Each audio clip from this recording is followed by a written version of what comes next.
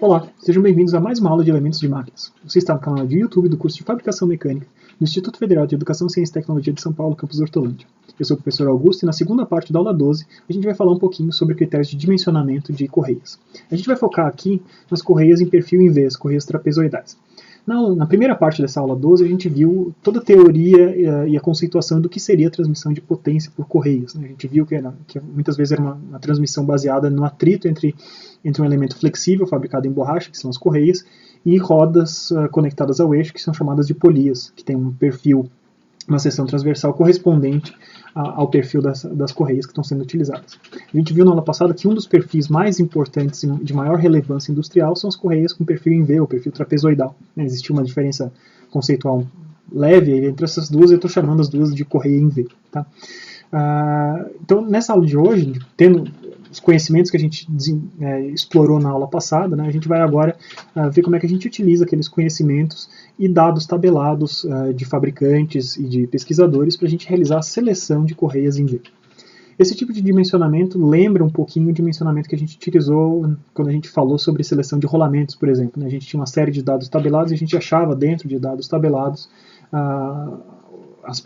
os rolamentos que mais se adequavam a tipos de aplicação específicos. Tá?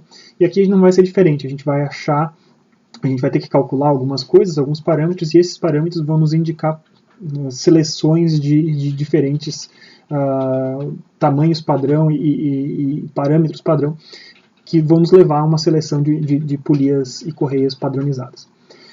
Por que isso acontece? Porque a gente tem números, tem perfis de polias e correias em V definidos. A gente não tem uma variação contínua, por exemplo, a gente não pode pegar uma correia que tem uma altura, que a gente fez uma conta ali, achou 36,2 milímetros, essa vai ter que ser a altura da minha correia.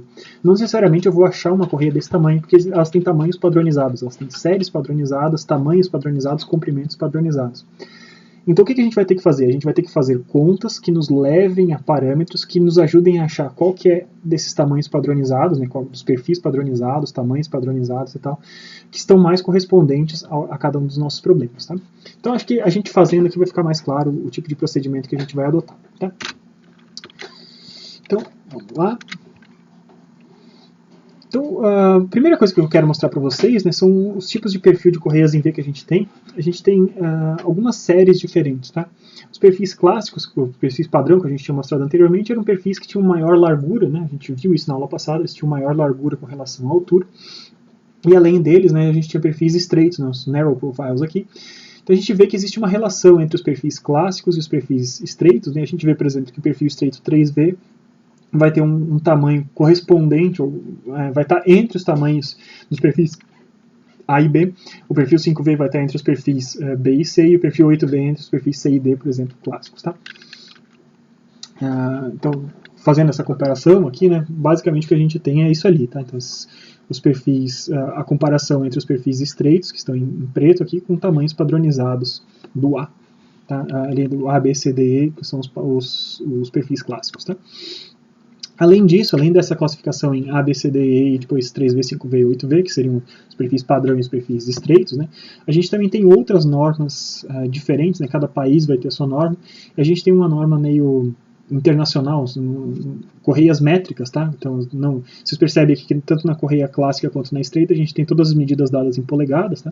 Mas a gente também tem esse padrão métrico aqui com todas as medidas dadas em milímetros, com essas nomenclaturas diferentes, então XPZ, SPZ, XPA, SPA, XPB, SPB. Então a gente tem diversos padrões diferentes de correios. É importante vocês saberem que existem esses padrões diferentes. Tá?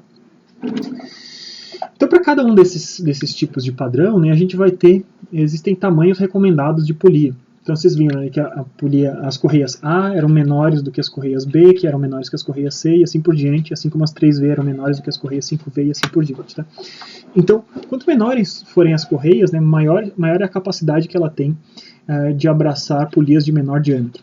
Então, o que eu destaco aqui para vocês, né, quando a gente tem então, uma correia de padrão A, por exemplo, está sendo mostrado para vocês então, que existe uma faixa recomendada de diâmetros para polia de menor diâmetro, né, para polia motora, geralmente. Então, ela vai variar entre 76 e 127 milímetros, por exemplo. Né, e é impossível ter correias de padrão A maior do que 710, é o diâmetro limite. Tá? Então, para cada um dos tipos de correias que a gente tiver, a gente vai ter faixas recomendadas para o menor diâmetro de polia. Tá? Quanto maiores são as correias, né, quanto mais eu estou avançando ali no alfabeto, A, B, C, D, E, vocês percebem que a polia E, a menor diâmetro possível, é um diâmetro de 432 milímetros. Tá? Então, acho que é até intuitivo vocês pensarem, né, que quanto maiores forem as correias que eu estou utilizando, maiores serão as potências que elas conseguirão transmitir, afinal de contas eu tenho mais material para sustentar as forças trativas que estão agindo ali para fazer essa transmissão de potência. Tá? Beleza, tá? Então aqui eles têm outras coisas que estão indicadas, que é a largura das polias, tá? Então também, mais uma vez, a largura da polia B está associado ao tipo de correia, né? Quanto mais estreitas são as correias, menores são as larguras das polias e assim por diante, tá? Então, mas é importante a gente ver nesse slide aqui, eu gostaria só que a gente focasse bastante nesse cara aqui, nessa faixa de diâmetros recomendados, tá? Então, quando a gente vai fazer a seleção de correias em V, a gente vai ter que fazer a primeira coisa que a gente vai ter que fazer é fazer um cálculo que a gente chama de potência de projeto. Tá? Isso parece contraintuitivo, na verdade. Né? Então, por exemplo, se eu tenho um motor de, sei lá, 50 HP, por que eu não posso pegar a potência nominal do motor que está acionando o meu sistema de transmissão e fazer a conta com ele? A gente tem diversas questões envolvidas aí, tá? Mas a gente vai ser obrigado a calcular o que a gente chama de potência de projeto, que é uma potência corrigida. Ela leva em conta a potência que está sendo inserida pelo motor, sim, mas eu tenho que considerar uma correção nessa potência porque eu vou ter perdas ao longo do meu sistema de transmissão. Tá? Então, basicamente, o que a gente vai ter? A gente vai ter, se eu quiser transmitir 50 HP de potência, eu vou ter que fazer um projeto todo levando em conta um pouco mais do que os 50 HPs. Tá bom? Então, basicamente, o que a gente vai ver é o seguinte, tá? A gente vai ter, a potência de projeto vai ser a potência útil que eu quero transmitir, vezes um fator de serviço. Tá? E esse fator de serviço ele vai ser tão maior quanto mais difíceis forem as condições de transmissão. Porque quanto mais difíceis forem as condições de transmissão, mais perdas eu vou ter ao longo do caminho, e para eu transmitir a mesma quantidade de potência útil, eu teria que ter projetado potência ali dentro de muito maior, uma potência muito maior. Tá? Então, olha só, se eu tenho um regime de trabalho aqui leve, né, o fator de serviço vale 1, então esse é o padrão. Né? Então, se é um regime de trabalho leve e o meu ambiente não ataca as minhas polias, a potência de projeto é exatamente a potência útil que eu quero transmitir. Agora, a partir do momento que eu tenho regimes de trabalho, tipos de trabalho maiores, né, mais tempo de utilização por dia, algum tipo de sobrecarga e tal, a gente vai aumentando esse fator de serviço. Né? Então você vê ali quando a gente está num regime de serviço pesado, por exemplo, né, utilizando esse sistema de transmissão de 16 a 24 horas por dia, com sobrecargas momentâneas, e essas sobrecargas vão até 2,5 vezes da carga nominal, tá? Isso já faz com que a gente precise projetar todo o nosso sistema por uma potência que é 60% maior do que aquela potência útil que eu preciso transmitir. Tá? Além disso, tá, o fator de segurança ele vai levar em conta não só o fator de serviço, ele vai levar em conta não só isso, como também um adicional que tem que ser somado ao fator de serviço com elementos ambientais. Tá? Então, se existe muita poeira no meio ambiente, você vai adicionar 0,1 ao seu fator de serviço. Seja ele leve, normal, médio, pesado, você vai adicionar 0,1. Se for um ambiente úmido, você adiciona mais 0,1. Se você tem polias tensoras no ramo frouxo, internamente ou externamente, você vai adicionando. Então, para cada condição de funcionamento específico, né, você pode ter fatores de correção que você tem que adicionar a esse fator de serviço. Tá bom? Então, mas basicamente o que a gente tem que fazer então é pensar qual é que teria que ser a potência do projeto para que eu conseguisse transmitir uma potência útil. Se eu tenho que entregar 50 HP numa determinada parte do meu equipamento, eu tenho que produzir mais do que 50 HP na unidade geradora de potência, porque por conta do sistema de transmissão de potência através de correias, a gente vai perder um pouco da potência ao longo do caminho. Então eu tenho que projetar, a potência de projeto tem que ser superior à potência que eu vou conseguir entregar. Tá bom?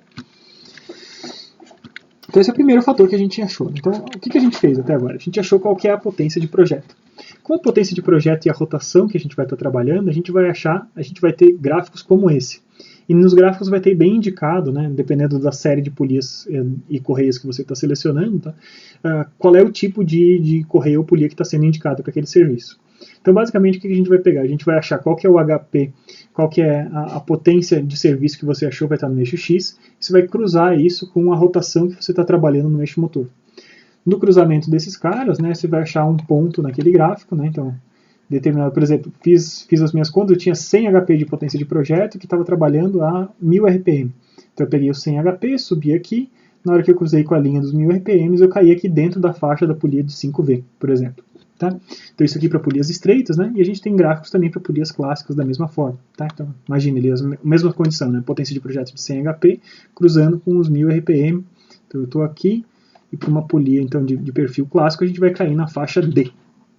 Tá bom? 100 HP subi, cruzei com os 1000 RPM, a gente está na faixa D. Então essa primeira parte da seleção de correias em V, a gente vai identificar qual que é a potência de projeto que tem que ser considerado para a gente conseguir entregar a potência útil que a gente deseja. E com essa potência de projeto e a velocidade de rotação que a gente vai trabalhar no eixo motor, a gente vai achar qual que vai ser a faixa, a classe de polias recomendadas, tá bom? Então encontrei a classe de polias recomendadas. Maravilha. Vamos adiante. O que a gente vai precisar encontrar agora vai ser a capacidade máxima de transmissão por correio. Tá? Então, para cada correio em V, dependendo do perfil que a gente tem, a gente vai ter um limite máximo de transmissão que a gente tem. Então, a polia motora tem um diâmetro externo definido, tá? E a partir desse diâmetro externo definido, para diferentes valores de rotação, a gente vai ver qual que é o máximo de potência que a gente consegue transmitir por cada correio. O que a gente está buscando, basicamente, é achar qual que é a potência que cada correia daquela série consegue transmitir nas condições de trabalho. Tá? Então a gente pode ter um gráfico como aquele, levando em conta vários perfis diferentes, tá? E a gente pode ter gráficos também por perfis. Tá? Então, por exemplo, se eu tivesse caído no perfil A, eu ia achar um gráfico como esse, muito comum em livros técnicos. Tá? E nesse gráfico a gente ia ter bem identificado algumas coisas importantes. Tá? A gente vai chamar potência por correia de HP básico. Tá? Então, dependendo da rotação do eixo, né, uma polia desse perfil, uma correia desse perfil, uma determinada rotação do eixo, a gente vai cruzar ali, vou achar qual é a rotação que eu preciso, dependendo do diâmetro da polia menor, a gente vai achar qual que é a potência que cada correia consegue transmitir de forma básica.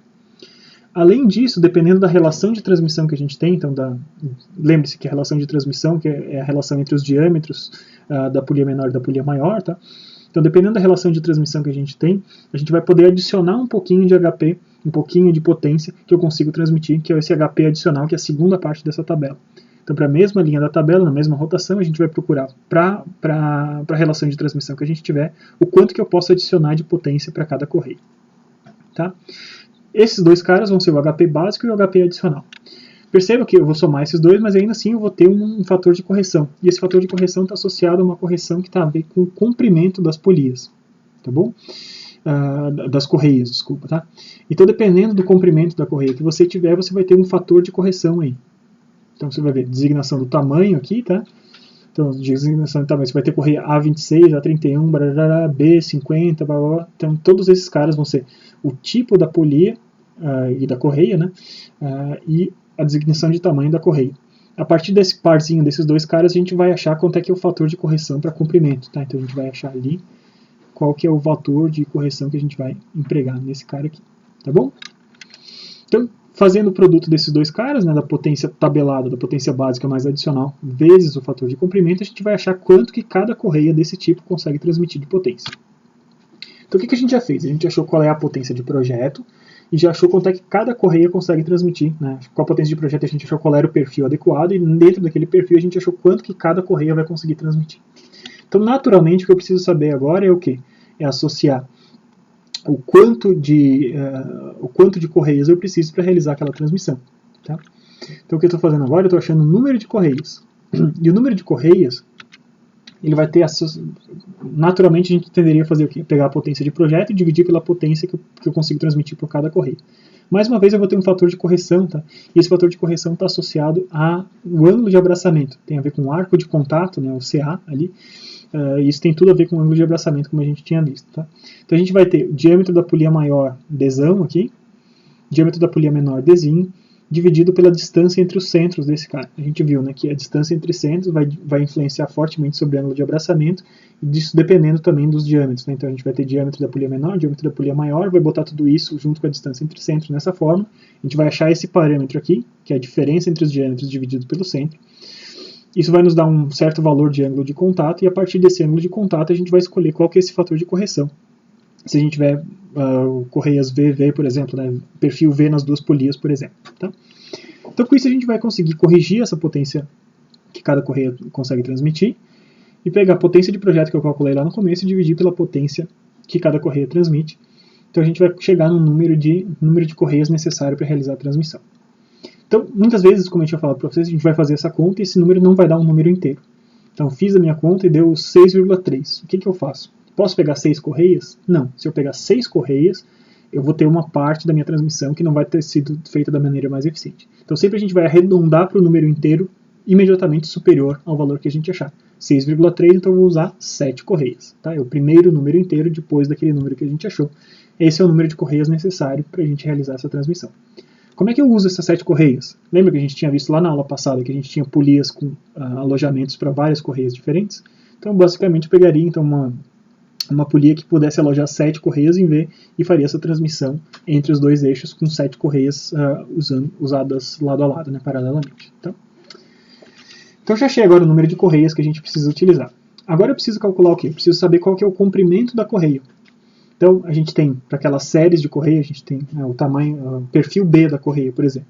Então para o perfil B a gente tem diversos comprimentos padronizados, não é infinito esses componentes que são padronizados. O comprimento da correia ele vai depender muito da distância entre centros e dos diâmetros das polias que estão associadas. Tá? A gente tem algumas recomendações de projeto que estão associadas às relações de transmissão. Então, se você está começando a projetar uma máquina, tá? E a sua relação de transmissão vai ser menor do que 3, por exemplo, você pode pegar a distância entre centros como se fosse a média dos dois diâmetros mais o diâmetro menor. É um parâmetro inicial para você fazer o seu projeto. Quer dizer que tem que ser exatamente esse? Não, mas utilizando esses valores de distância entre centros, a gente vai ter um bom ângulo de abraçamento. Tá? Se a sua relação de transmissão for maior do que 3, tá? Então a gente tem mais do que, a polia motora é mais do que 3 vezes, a polia movida é mais do que 3 vezes maior do que a polia motora, você pode pegar então a distância entre centros inicial como sendo o diâmetro maior, o diâmetro da polia movida. Tá? Então isso é uma coisa que vocês começam a fazer o projeto com isso, para vocês garantirem um mínimo de abraçamento ao redor dessas polias, mas claro que vocês podem mudar, vocês podem aumentar essas distâncias entre centros, né? Quanto maiores forem as distâncias entre centros, maior será o abraçamento. Tá? Então, a partir de uma determinada distância entre centros, eu consigo calcular quanto é que é o comprimento da correia. Tá? Eu não vou mostrar de onde que veio a dedução, isso é puramente geométrico. Tá? Então você desenha um círculo, desenha outro círculo, você vai ver o arco que está abraçado num círculo, o arco que está abraçado no outro, e somar as distâncias aqui desses dois círculos, e esse vai ser o comprimento teórico da correia. Tá? Então o que a gente vai calcular, esse comprimento calculado vai ser 2 vezes a distância entre centros, mais π vezes a média dos dois diâmetros, mais a diferença dos dois diâmetros ao quadrado dividido por 4c. Tá? Não vou explorar aqui para vocês a dedução dessa forma inteira, vocês também não precisam decorar essa forma, vocês sempre terão acesso a ela. Tá? Mas isso nos dá o comprimento teórico que a gente vai calcular da minha correia. O comprimento teórico que eu calcular vai ser exatamente o comprimento que eu vou comprar? Mais uma vez não. Tá? Mais uma vez a gente vai ter que achar o quê? A gente vai ter que achar quais que são os comprimentos padrão para diferentes tipos de correia. Então para perfil A a gente tem alguns comprimentos padrão, para perfil B a gente tem alguns comprimentos padrão. Então a gente vai pegar sempre o comprimento mais próximo que a gente tiver, o tamanho padronizado mais próximo. Tá? Não necessariamente precisa ser o tamanho imediatamente superior, como a gente tinha falado nas correias, no número de correios. Né? Afinal de contas, muito possivelmente a gente vai estar na fase de projeto e a gente consegue mudar as posições desses eixos para casar exatamente no comprimento que precisa. Tá? Mas se vocês pegarem, por exemplo, fiz a conta e deu 1.200 e o próximo lá, o mais próximo é de 1.300 milímetros, a gente ficaria com uma correia muito frouxa. Lembre-se sempre que a gente tem a possibilidade de utilizar tensor de correia para compensar esse comprimento adicional e fazer com que a gente tenha bom abraçamento. Tá?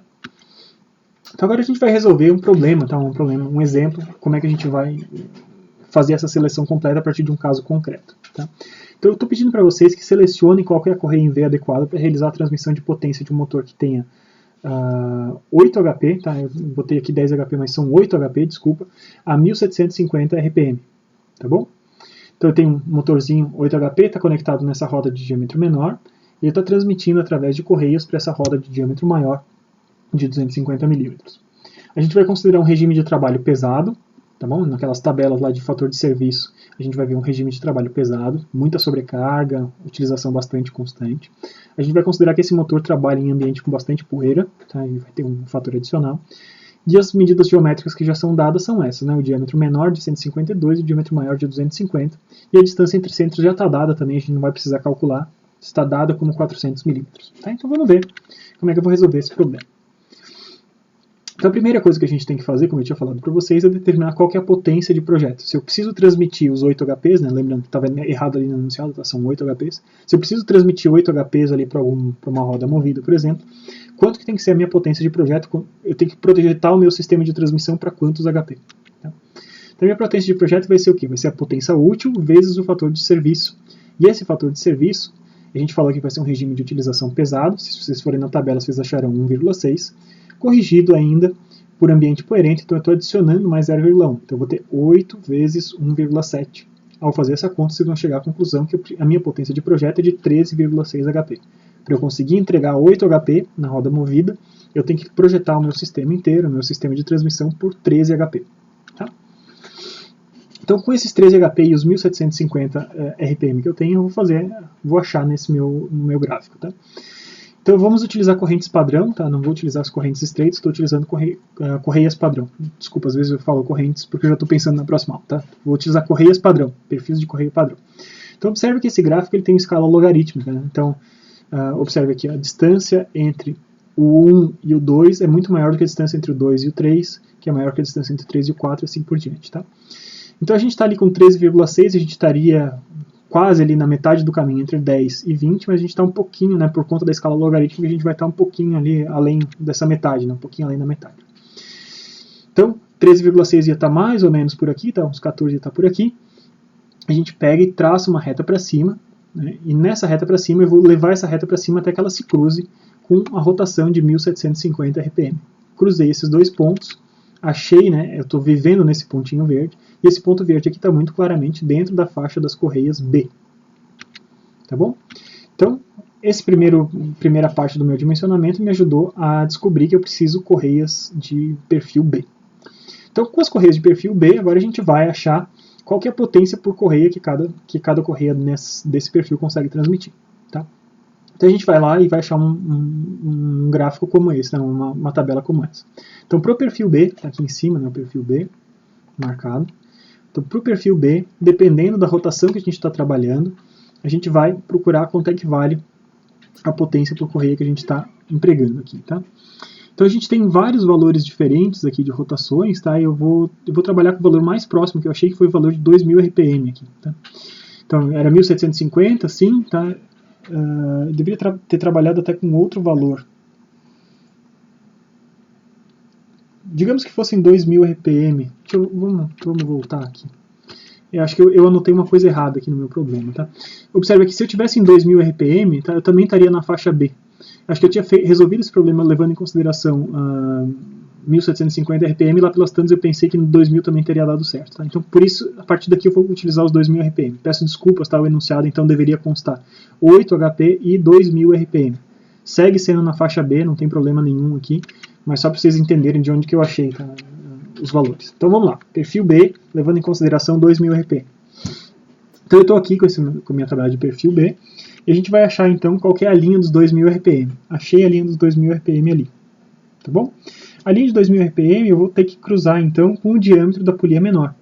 E o diâmetro da polia menor, dado por problema, é de 152 milímetros. Então a gente tem ali 152 milímetros, e eu estou cruzando com os 2000 RPM, tá? 2000 RPM eu achei a linha, e com 152 milímetros eu cruzei aqui e achei esse valor, tá bom? Então eu vejo que aqui na minha tabela eu tenho esse valor de 6,51 de HP básico. Além do HP básico, eu tenho que achar qual que é o HP adicional, tá? Então o HP adicional ele depende da relação de transmissão, então vai depender do diâmetro da polia movida dividido pelo diâmetro da polia motora. Então 250 dividido por 152, vocês vão ver que vale 1,64. Então eu olho aqui no HP adicional, a gente vai ver que nessa faixa até 1,64 eu estou nessa coluna. Tá? Então 1,64 a gente está adicionando quanto? Adicionando 0,62 HP por cada correia. Tudo bem? Então, se eu tivesse pego os 1750, a gente teria pego valores levemente diferentes, tá? Então, 1750 estava aqui, então eu tenho 6,02 de potência básica e 0,55. Mas como eu falei para vocês, eu resolvi o problema e depois eu não esqueci de corrigir o enunciado ali para a gente refletir 2000 RPM, para ficar mais fácil de enxergar, tá? Então, portanto, para esse caso aqui, para 2000 RPM, eu estou levando em consideração 6,51 HP de potência básica mais 0,62 de potência adicional. Então, isso eu achei nessa tabela. Potência por correio. Agora eu preciso fazer o quê? Eu preciso fazer a correção pelo tamanho pelo comprimento que eu tenho ali da minha polia, tá? Então observe o seguinte, né? Eu tenho um diâmetro de quanto? O meu diâmetro da minha polia menor, tá? É de 152. Observe que eu estou aqui entre 144 e 158. Tá? Então eu estou entre esses dois valores, estou praticamente no meio do caminho. Para 144, nas folhas B, nas correias B, isso valia 1,10, esse fator de correção, e para 158 valia 1,12. Como eu estou com 152, eu estou a 6 de distância desse cara e a 8 de distância do outro, estou praticamente no meio aqui. Tá? Então por isso a gente vai pegar e vai empregar esse fator de correção entre os dois, entre 1,10 e 1,2, vou botar 1,11. Tá? Então tenho esse aí, fator de correção desse cara, HP básico e HP adicional, então com isso eu consigo calcular na formulazinha da minha potência por correio. Potência por correio então vai ser 6,51 mais 0,62 vezes 1,11, isso tudo vai nos dar 7,9 HP por cada correio. Tá bom? Então dentro desse contexto agora a gente vai determinar qual que é o número de correios que eu preciso para realizar a transmissão. E para eu fazer isso eu preciso saber, ter um fator de correção que está associado ao ângulo de contato que a gente tinha, o ângulo de abraçamento, né, o arco de contato e o ângulo de abraçamento. Então a gente tem diâmetro maior 250, diâmetro menor 152 e distância entre centros de 400. Então você vai fazer 250 menos 152 dividido por 400. Isso vai nos dar um fator de 0,245. Tá? Então 0,245, mais uma vez, eu vou estar praticamente no meio do caminho, entre 0,2 e 0,3. Né? Então veja, para correntes VV, né, eu tenho corrente V polias V dos dois lados, tá? Eu vou ter 0,97 de correção para 0,2 e 0,96 para 0,3. Então eu vou pegar um fator de correção entre esses dois caras. Eu estou fazendo o que a gente chama de interpolação. Eu tenho valores a uma certa distância e eu estou achando um valor ali no meio do caminho. Então estou pegando um valor no meio. Mesma coisa que eu fiz antes. Então esse vai ser o meu fator de correção, 0,965.